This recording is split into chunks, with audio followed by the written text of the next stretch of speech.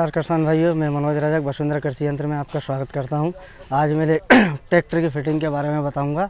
और सबसे पहले ट्रैक्टर के बारे में बताता हूं कि ट्रैक्टर जो हमारे पास में है वो न्यू हाईलैंड 36-2, इसमें फ़िटिंग किस तरीके से की जाती है उसके बारे में बताऊँगा आपको।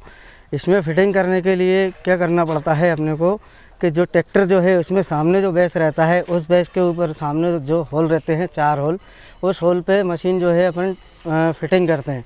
फ़िटिंग करने में अपने को किस चीज़ की आवश्यकता लगती है, जैसे कि वेल्डिंग मशीन होती है, ड्रिल मशीन बड़ी वाली चाहिए रहती है, छोटी वाली से नहीं होती है। इसमें क्या होता है कि 32 का भी होल आता है, 24 का भी होल आता है। इसमें बड़ी वाली ड्रिल मशीन की आवश्यकता लगती है अपने को फ़िटिंग करने के लिए। हाइट रहती है इसकी, अपना जो ठिया रहता है उसकी हाइट रहती है यहाँ से 14 इंच, ठीक है ना। इसकी हाइट रहती है 14 इंच हाइट रहेगी इसकी फ़िटिंग करने के लिए। इसकी जो लेंथ रहती है, इसकी लेंथ अपन उस हिसाब से रखते हैं जो ट्रैक्टर का बोनेट जो रहता है आगे का, वो खुलने में सुविधा होती रहे उसकी। हाँ, और अब मैं इसके बारे में बताऊंगा आपको मशीन के बारे में।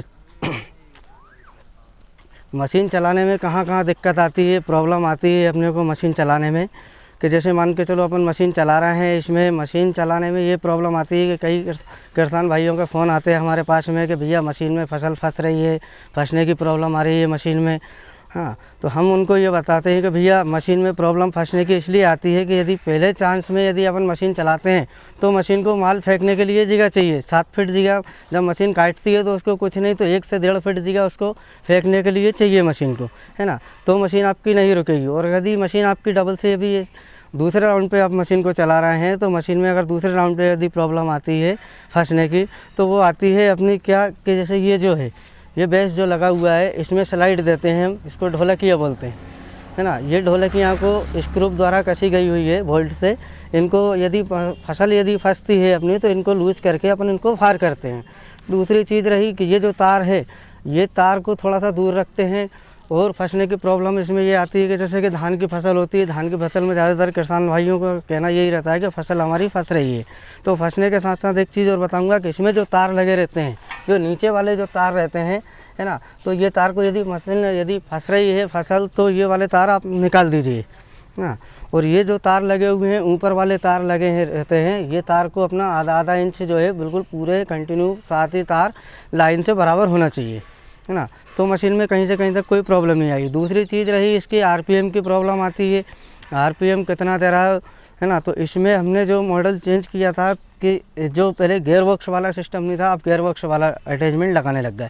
इससे क्या हो रहा था कि आरपीएम पहले कम पड़ रहे थे, इससे हम लोगों ने आरपीएम बढ़ाए हैं इसके, है ना। इससे आरपीएम ऐसे बढ़ाए हैं कि कटर बार के भी आरपीएम बढ़ गए हैं और लक्स से जो चेन लगी हुई है, ये लक्स के भी आरपीएम बढ़ गए हैं। तो अभी क्या होता है कि प्रॉब्लम ये आती है, कस्टमर का कहना ये रहता है कि भैया मशीन चल तो रही है, लेकिन क्या होता है कि माल को जो है कि साइड में चेन लपेट के लिए जाती है, कभी फंसती है। तो मैं उनसे कहना चाहूँगा कि मशीन माल इसलिए खींचती है कि आप मशीन को तेज़ आरपीएम पे चलाते हैं, है ना। ट्रैक्टर आप लो पहले गियर में चला रहे हैं और मशीन आपकी 10 से 15 की स्पीड में आप चला रहा हो, 12 से 15 की रेस पे चला रहा हो, तो इतने पे नहीं चलाना है अपने को।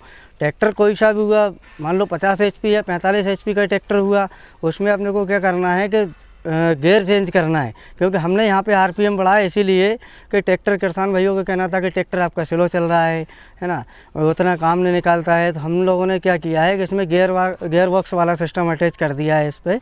तो उससे क्या होता है कि ट्रैक्टर के आरपीएम बढ़ा दिए हमने। मतलब जो पहले गियर में लो पहले में चलता था, अब किसान उसको लो दूसरे और लो तीसरे गियर में चला सकता है ट्रैक्टर को, है ना। और उसके साथ साथ ये कहूँगा कि जो मशीन यदि आपकी तेज़ घूम रही है तो आपका ट्रैक्टर भी तेज़ चलना चाहिए, तो मशीन आपकी प्रॉपर चलेगी, बराबर माल फेंकेगी आपकी मशीन। तो अब मैं बताने जा रहा हूँ आपको ट्रैक्टर के कनेक्शन के बारे में। जो मशीन ऑपरेट होती है उसके बारे में बताने जाऊँगा कि किस तरीके से मतलब अपने को कनेक्शन निकालना है, लाइन डालनी है, डिस्ट्रीब्यूटर से मोटर तक भी ले जानी है, हाइड्रोलिक पंप के पास में भी ले जानी है लाइन। तो अभी अपना ये डिस्ट्रीब्यूटर लगा है ना, ये डिस्ट्रीब्यूटर लगा हुआ है अपना। अब ये डिस्ट्रीब्यूटर में जो 2 पॉइंट देते हैं, एक टी रहता है और एक पी रहता है। ये पी वाला प्रेशर लाइन हो जाती है, जो लाइन आती है अपनी वहाँ से घूम के आती है यहाँ पे जो हाइड्रोलिक पंप जो रहता है ट्रैक्टर में आगे, उस पंप से जो लाइन आती है, तो ये लाइन आती है अपनी यहाँ पे जो मेन लाइन जो आती है पंप से, उसी को अपन प्रेशर वाली लाइन में देते हैं, पी वाली में। और उसी में से जो दूसरी लाइन अपन खोलते हैं वो जाती है अपनी रिटर्न में। तो वही रिटर्न लाइन घूम के जाती है डिस्ट्रीब्यूटर पे यहाँ पे, है ना। अब उसके बाद में अपन आते हैं कि उसका जो कनेक्शन अपन करते हैं, हाँ, डिस्ट्रीब्यूटर से मोटर के लिए कनेक्शन निकालने के लिए 2 पॉइंट दिए होते हैं। जो लीवर जो यहाँ पे दिया हुआ है, लॉक वाला जो लीवर रहता है, इस लीवर से आप अंदाज लगा लीजिएगा कि जो लीवर जो एक लॉक होता है उसके जो सामने जो रहते हैं 2 पॉइंट हेड आफ्टर वाले, वो रहते हैं मोटर के लिए, और जो एक बगल लॉक वाला जो रहता है रीपर के लिए, तो वो उसमें सिंगल वाली लाइन लगती है। अब ये मोटर वाली जो लाइन आती है, इसमें जो आगे जहाँ पे जो बोल्ट अटैच हो रहा है, वही ऐसा कि कैसे ही जो आगे जाएंगे अपन मोटर के पास में, तो वही वाली लाइन मोटर के पास में आएंगे, तो जो मोटर में जहाँ जो ऊपर वाला पॉइंट दिया हुआ है उस पॉइंट में लगाएंगे तो मशीन जो है कि सीधी चलेगी अपनी, है ना।